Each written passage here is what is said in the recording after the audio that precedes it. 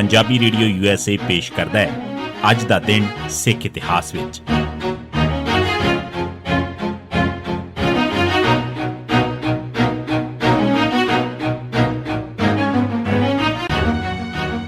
सिख इतिहास दीआं घटनावां विच 24 जून का दिन 1734 भाई मनी सिंह जी शहीद होए।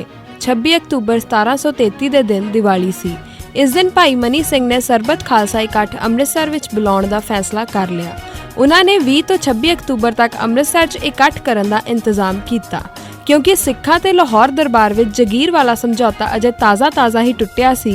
इस करके मुगल सरकार ने 10,000 रुपए लैके समागम करन दी इजाजत दे दित्ती ਅਤੇ ਦੂਜੇ ਪਾਸੇ ਇਹ ਅਫਵਾਹਾਂ ਵੀ ਫੈਲਾ ਦਿੱਤੀਆਂ ਕਿ ਇਸ ਮੌਕੇ ਤੇ ਅੰਮ੍ਰਿਤਸਰ ਆਉਣ ਵਾਲੇ ਸਿੱਖਾਂ ਨੂੰ ਮੁਗਲ ਫੌਜਾਂ ਘੇਰੇ ਵਿੱਚ ਲੈ ਕੇ ਖਤਮ ਕਰ ਦੇਣਗੀਆਂ। ਦਰਅਸਲ ਜ਼ਕਰੀਆ ਖਾਨ ਨੇ ਆਪਣੇ ਵਜ਼ੀਰ ਲਖਪਤ ਰਾਏ ਨੂੰ ਇਸ ਬਾਰੇ ਹੁਕਮ ਵੀ ਦਿੱਤੇ ਹੋਏ ਸਨ। ਲਖਪਤ ਰਾਏ ਨੇ ਰਾਮ ਤੀਰਥ ਵਾਲੀ ਥਾਂ ਤੇ ਆਪਣੀ ਫੌਜ ਜਮ੍ਹਾਂ ਕਰਕੇ ਲਾਈ ਹੋਈ ਸੀ।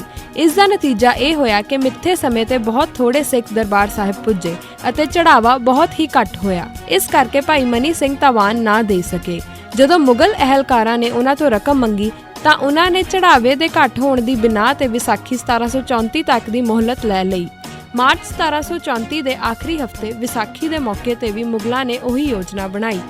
ਜਦ ਮੁਗਲਾਂ ਵੱਲੋਂ ਗੁਰੂ ਕਾ ਚੱਕ ਆਉਣ ਵਾਲੇ ਸਿੱਖਾਂ ਦਾ ਕਤਲੇਆਮ ਕਰਨ ਦੀ ਇਸ ਸਾਜ਼ਿਸ਼ ਦਾ ਪਤਾ ਭਾਈ ਮਨੀ ਸਿੰਘ ਨੂੰ ਲੱਗਾ ਤਾਂ ਉਹਨਾਂ ਨੇ ਵਿਸਾਖੀ ਤੇ ਵੀ ਸਿੱਖਾਂ ਨੂੰ ਗੁਰੂ ਕਾ ਚੱਕ ਆਉਣ ਤੇ ਰੋਕ ਦਿੱਤਾ। ਨਤੀਜੇ ਵਜੋਂ ਇਸ ਵਾਰ ਵੀ ਚੜਾਵਾ ਬਹੁਤ ਘੱਟ ਹੋਇਆ ਤੇ ਭਾਈ ਮਨੀ ਸਿੰਘ ਅਪ੍ਰੈਲ 1734 ਵਿੱਚ ਵੀ ਮਿੱਥੀ ਰਕਮ ਨਾ ਦੇ ਸਕੇ।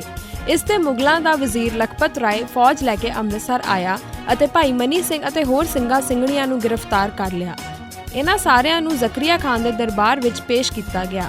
ਅਖੀਰ ਉਹਨਾਂ ਨੂੰ ਇਸਲਾਮ ਕਬੂਲ ਕਰਨ ਦੀ ਸੂਰਤ ਵਿੱਚ ਰਿਹਾਈ ਦੀ ਪੇਸ਼ਕਸ਼ ਵੀ ਕੀਤੀ ਗਈ। ਇਸ ਦੇ ਬਾਵਜੂਦ ਉਹਨਾਂ ਵਿੱਚੋਂ ਕਿਸੇ ਨੇ ਵੀ ਆਪਣੀ ਜਾਨ ਬਚਾਉਣ ਵਾਸਤੇ ਆਪਣਾ ਧਰਮ ਛੱਡ ਕੇ ਮੁਸਲਮਾਨ ਬਣਨਾ ਕਬੂਲ ਨਾ ਕੀਤਾ। 24 ਜੂਨ ਦੇ ਦਿਨ ਭਾਈ ਮਨੀ ਸਿੰਘ ਨੂੰ ਬੰਦ ਕੱਟ ਕੇ ਸ਼ਹੀਦ ਕਰ ਦਿੱਤਾ ਗਿਆ। ਗੁਲਜ਼ਾਰ ਸਿੰਘ ਦੀ ਪੁੱਠੀ ਖੱਲ ਲਾਈ ਗਈ। ਭੂਪਤ ਸਿੰਘ ਦੀਆਂ ਅੱਖਾਂ ਕੱਢੀਆਂ ਗਈਆਂ ਤੇ ਉਸ ਨੂੰ ਚਰਖੜੀ ਤੇ ਚਾੜ ਕੇ ਸ਼ਹੀਦ ਕੀਤਾ ਗਿਆ। ਬਾਕੀਆਂ ਨੂੰ ਵੀ ਤਸੀਹੇ ਦੇ ਕੇ ਸ਼ਹੀਦ ਕੀਤਾ ਗਿਆ। ਭਾਈ ਮਨੀ ਸਿੰਘ ਦੇ ਬੰਦ ਕੱਟਣ ਬਾਰੇ ਇੱਕ ਗੱਪ ਵੀ ਪ੍ਰਚਲਿਤ ਹੈ ਕਿ ਉਹਨਾਂ ਨੂੰ ਪੋਥੀਆਂ ਜੁਦਾ ਕਰਨ ਕਰਕੇ ਸ਼ਹੀਦ ਕੀਤਾ ਗਿਆ ਸੀ। ਇਹ ਪ੍ਰਚਾਰ ਮੁਸਲਮਾਨ ਲਿਖਾਰੀਆਂ ਨੇ ਲਖਪਤ ਰਾਏ ਤੇ ਜ਼ਕਰੀਆ ਖਾਨ ਨੂੰ ਸੱਚਾ ਸਿੱਧ ਕਰਨ ਤੇ ਭਾਈ ਮਨੀ ਸਿੰਘ ਨੂੰ ਸ਼ਹੀਦ ਕਰਨ ਦੇ ਜੁਰਮ ਤੋਂ ਬਰੀ ਕਰਨ ਵਾਸਤੇ ਸ਼ੁਰੂ ਕੀਤਾ ਸੀ, ਜਿਸ ਨੂੰ ਕੁਝ ਬੇਸਮਝ ਸਿੱਖ ਲਿਖਾਰੀਆਂ ਨੇ ਵੀ ਆਪਣੀਆਂ ਲਿਖਤਾਂ ਵਿੱਚ ਲਿਖ ਦਿੱਤਾ। 1885 ਮਾਸਟਰ ਤਾਰਾ ਸਿੰਘ ਦਾ ਜਨਮ। ਮਾਸਟਰ ਤਾਰਾ ਸਿੰਘ ਦਾ ਜਨਮ 24 ਜੂਨ 1985 ਦੇ ਦਿਨ ਬਖਸ਼ੀ ਗੋਪੀ ਚੰਦ ਮਲਹੋਤਰਾ ਦੇ ਘਰ ਪਿੰਡ ਹਰਿਆਲ ਰਾਵਲਪਿੰਡੀ ਵਿੱਚ ਹੋਇਆ। ਸਕੂਲ ਦੀ ਪੜ੍ਹਾਈ ਦੌਰਾਨ ਹੀ ਉਸਨੇ ਖੰਡੇ ਦੀ ਭੌਲ ਲੈ ਲਈ ਤੇ ਨਾਨਕ ਚੰਦ ਤੋਂ ਤਾਰਾ ਸਿੰਘ ਬਣ ਗਏ।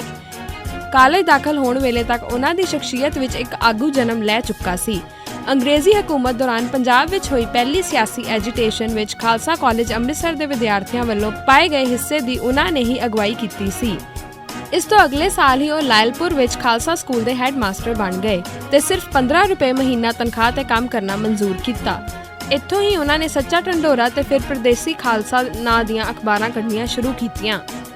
ਮਾਸਟਰ ਤਾਰਾ ਸਿੰਘ ਪੰਥ ਦਾ ਵਫਾਦਾਰ ਸਿਪਾਹੀ ਸੀ। ਉਹ ਇੱਕ ਅਣਥਕ ਜਰਨੈਲ ਸੀ। ਉਹ ਇੱਕ ਮਹਾਨ ਸਟੇਟਸਮੈਨ ਸੀ। ਇਸ ਸਾਰੇ ਦੇ ਨਾਲ ਉਹ ਇੱਕ ਲੇਖਕ ਵੀ ਸੀ। ਉਸਨੇ 2 ਨਾਵਲ ਪ੍ਰੇਮ ਲਗਨ ਤੇ ਬਾਬਾ ਤੇਗਾ ਸਿੰਘ ਲਿਖੇ ਸਨ।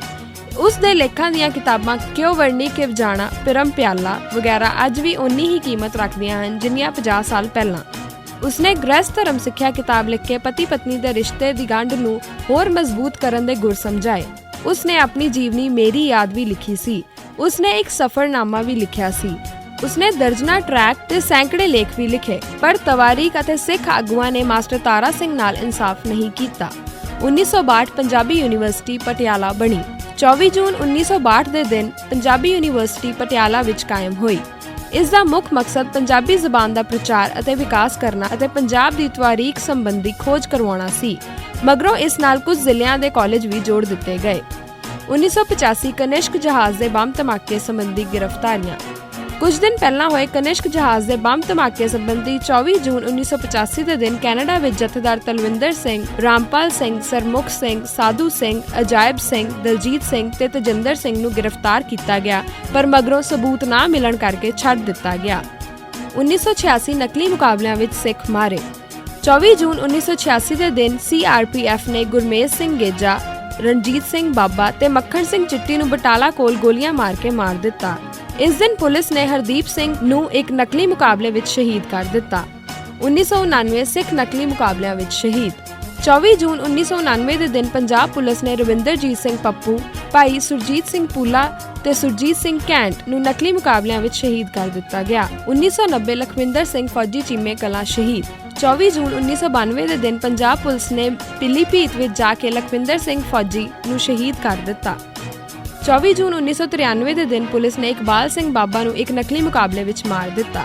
ਇਹ ਸੀ ਸਿੱਖ ਇਤਿਹਾਸ ਵਿੱਚ 24 ਜੂਨ ਦਾ ਦਿਨ। ਸੁਣਦੇ ਰਹੋ ਪੰਜਾਬੀ ਰੇਡੀਓ USA।